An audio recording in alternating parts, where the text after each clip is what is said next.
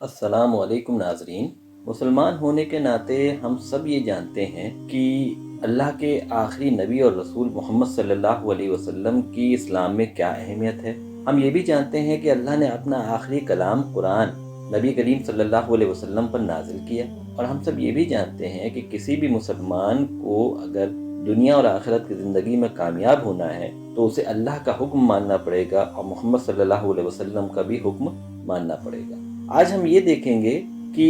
رسول اللہ صلی اللہ علیہ وسلم کے حکموں کی کیا اہمیت ہے اسلام میں، ان کے حکموں کی فرما برداری، ان کی فرما برداری کی کیا اہمیت ہے، کیا امپورٹنس ہے۔ اگر ہم قرآن و حدیث کا مطالعہ کریں گے تو بہت سی آیتیں ایسی ہیں قرآن میں جو اس بات کا حکم دیتی ہے کہ اللہ اور اس کے رسول کی اطاعت کری جائے، اور اسی طریقے سے بہت سی حدیثیں بھی ایسی ہیں جس میں رسول اللہ کی اطاعت، رسول اللہ کے حکموں کی اطاعت کا حکم آیا ہے۔ تو ہم ایک ایک کر کے ان ساری آیتوں کو بھی دیکھیں گے اور کچھ حدیثوں کو بھی دیکھیں گے جس میں اللہ اور اس کے رسول کی اطاعت، فرما برداری کا حکم آیا ہے۔ تو سب سے پہلے سورہ انفال کی آیت نمبر 20 میں اللہ فرماتا ہے، اے لوگو جو ایمان لائے ہو، اللہ اور اس کے رسول کی اطاعت کرو اور بات سن لینے کے بعد اس سے منہ نہ موڑو۔ یعنی جب آپ کو بات پہنچ جائے کوئی چیز کہ اللہ اور اس کے رسول کا کیا حکم آیا ہے کسی بھی مسئلے کے متعلق، تو پھر ہمیں منہ نہیں موڑنا چاہیے، ہمیں اس حکم کی فرما برداری کرنی چاہیے۔ اسی طریقے سے سورہ نور کی آیت نمبر 56 میں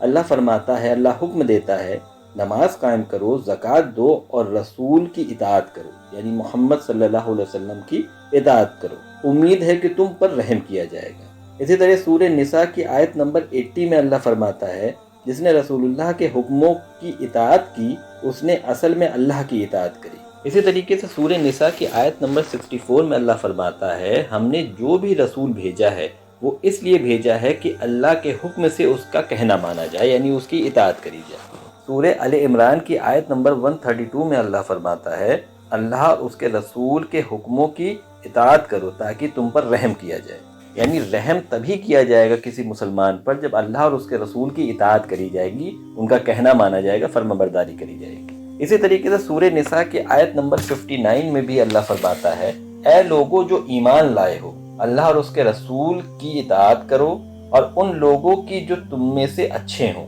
پھر اگر تمہارے بیچ کسی بھی مسئلے میں اختلاف ہو جائے تو اللہ اور اس کے رسول صلی اللہ علیہ وسلم کی طرف پلٹ آؤ۔ اگر تم حقیقت میں اللہ اور آخرت پر ایمان رکھتے ہو، یہی ایک صحیح طریقہ ہے اور ثواب کے حساب سے بھی اچھا ہے، یعنی اللہ اور اس کے رسول کی اطاعت کری جائے، اور اگر کسی بھی معاملے میں اختلاف ہو جائے، یعنی لوگوں کی الگ الگ رائے ہو جائے، تو پھر لوگوں کو پلٹ آنا چاہیے، مسلمانوں کو پلٹ آنا چاہیے اور یہ دیکھنا چاہیے کہ اللہ اور اس کے رسول نے کیا فرمایا ہے۔ اگر کوئی اختلاف ہو جائے بیچ میں تو یہی بہترین طریقہ ہے اور صحیح طریقہ ہے۔ اسی طریقے سے سورہ نساء کی آیت نمبر 65 میں اللہ فرماتا ہے، اے محمد صلی اللہ علیہ وسلم، آپ کے رب کی قسم لوگ کبھی مومن نہیں ہو سکتے جب تک کہ اپنے تمام آپسی معاملوں میں آپ کو فیصلہ کرنے والا نہ مان لیں۔ پھر جو بھی فیصلہ آپ کر دیں اس پر اپنے دلوں میں کوئی بھی تنگی محسوس نہ کریں، بلکہ اپنی مرضی سے، اپنی خوشی سے اس کو مان بھی لیں۔ یعنی مسلمانوں کے بیچ میں کوئی بھی اگر معاملہ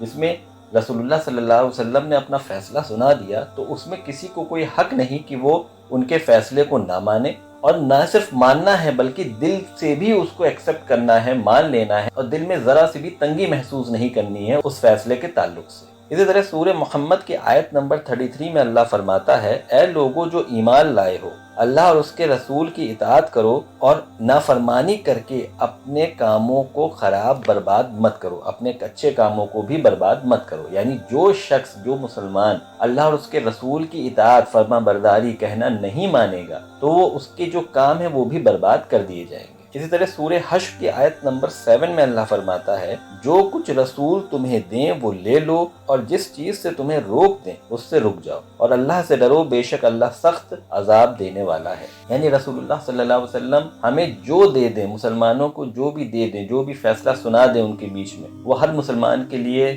ماننا ضروری ہے۔ اسی طریقے سے سورہ نور کی آیت نمبر 52 میں اللہ فرماتا ہے، جو لوگ اللہ اور اس کے رسول کی اطاعت کریں، اللہ سے ڈریں اور اس کی نافرمانی سے بچیں، وہی لوگ کامیاب ہیں۔ اسی طرح سورہ نور کی آیت نمبر 51 میں اللہ فرماتا ہے ایمان لانے والوں کا کام تو یہ ہے کہ جب وہ اللہ اور اس کے رسول کی طرف بلائے جائیں تاکہ رسول ان کے معاملات کا فیصلہ کریں تب وہ کہہ دیں کہ ہم نے بات کو سن لیا اور حکم کی اطاعت کری، ایسے لوگ ہی کامیاب ہونے والے ہیں۔ یعنی انسان کامیاب اپنی دنیا اور آخرت کی زندگی میں بھی تبھی ہوگا جب وہ اللہ اور اس کے رسول کی اطاعت کرے گا، فرما برداری کرے گا۔ سورہ احزاب کی آیت نمبر 71 میں اللہ فرماتا ہے جس نے اللہ اور اس کے رسول کی اطاعت کری اس نے بڑی کامیابی حاصل کری۔ اور سورہ نساء کی آیت نمبر 13 میں اللہ فرماتا ہے جو انسان اللہ اور اس کے رسول کی اطاعت کرے گا اللہ اسے ایسے باغوں میں داخل کرے گا جن کے نیچے سے نہریں بہتی ہوں گی اور جہاں وہ ہمیشہ رہیں گے، اور یہی اصل اور سب سے بڑی کامیابی ہے۔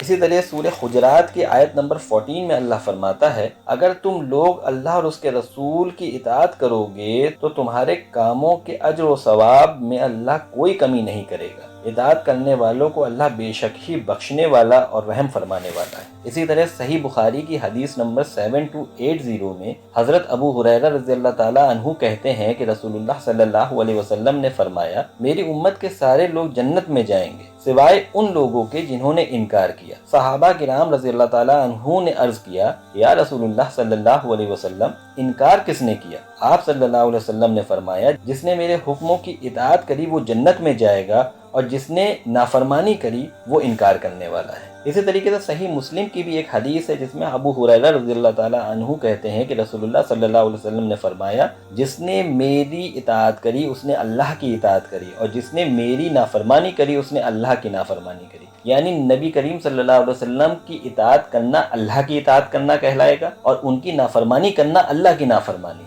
تو اس طریقے سے ہم نے دیکھا کہ قرآن اور حدیث میں اللہ کے رسول کے حکموں کی اطاعت کرنے کی بڑی فضیلت اور اہمیت بیان ہوئی ہے، اور یہاں تک کہ اگر اطاعت نہیں کری تو اس شخص کے لیے، اس مسلمان کے لیے صرف نقصان ہے دنیا اور آخرت کی زندگی میں، اور جس نے اطاعت کری، کہنا مانا، فرما برداری کری، اس کے لیے کامیابی ہے آخرت کی زندگی میں بھی۔ تو ہم سب مسلمانوں کو چاہیے کہ ہمیں اللہ اور اس کے رسول کی اطاعت کرنی چاہیے، اللہ کے نبی کے ہر حکم پہ ویسے ہی عمل کرنا چاہیے جیسے اللہ کے حکموں پہ ہم عمل کرتے ہیں۔